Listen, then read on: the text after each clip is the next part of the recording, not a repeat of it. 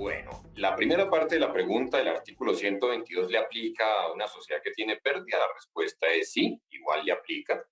Ese artículo pues hace referencia a ese límite del 15%. Los gastos pagados al exterior son deducibles sin que excedan el 15% de la renta líquida calculada antes de esos gastos. Entonces, igual eso aplica con pérdida, vuelvo, insisto. ¿Qué es lo que ocurre? Que al tener pérdida, y voy a poner unos ejemplos muy sencillos, unas cifras, porque ahí se pueden presentar dos situaciones diferentes. Si yo tengo pérdida, mi renta líquida antes de esos gastos en el exterior es cero, pues el 15% de cero es cero. Eso significa que esos gastos que están sometidos a ese límite no van a ser deducibles. Ni un peso de eso va a poderse tomar como deducible porque la operación da cero, el 15% de una pérdida líquida, o de una renta de cero, mejor dicho, al tener pérdida. Entonces, ahí, pues desafortunadamente los gastos serían no deducibles. ¿Qué otra situación puede presentarse ya al hacer las operaciones? Recuerden que el artículo 122 dice que esos gastos son deducibles sin exceder el 15% de la renta líquida, como lo venimos planteando, pero de la renta líquida antes de esas deducciones, antes de esos gastos que voy a someter a ese límite del 15%.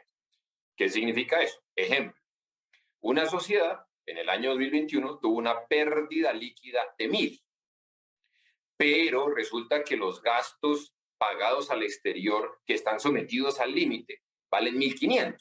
Y esa pérdida líquida de 1.000 fue después de haber restado como deducibles, de haber tomado como deducibles los 1.500. Pero como la norma me está pidiendo que le aplique el límite a la renta líquida calculada antes de esa deducción.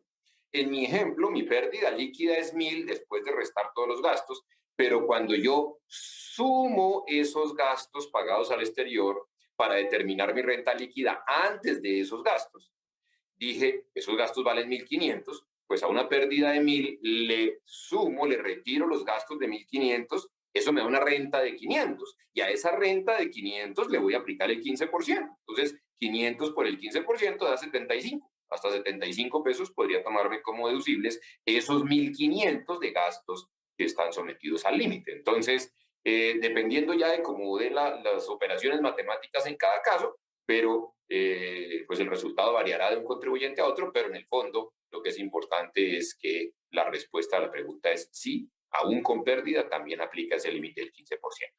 Y el otro componente que se mencionaba en la pregunta, y si le hago, si fue un pago al que le hice retención, entonces ahí hay que diferenciar otra cosa. Todo esto que estamos comentando acerca de ese límite del 15%, le aplica a los gastos pagados al exterior sobre los cuales el contribuyente colombiano no debe practicar retención en la fuente.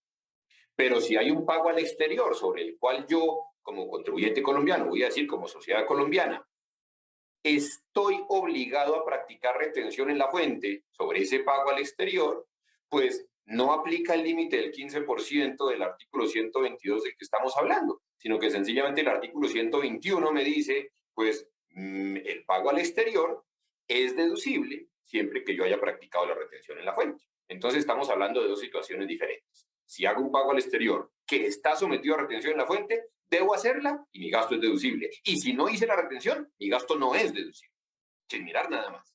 Y la otra situación es la de esos gastos sometidos al límite del 15%, que son los pagos sobre los cuales yo, sociedad colombiana, no debo practicar retención en la fuente por ley.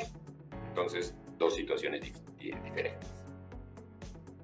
Si quieres estar al tanto de todas nuestras novedades, no olvides suscribirte en este canal y síguenos en todas nuestras redes sociales. Nos encuentras como AccounterWeb.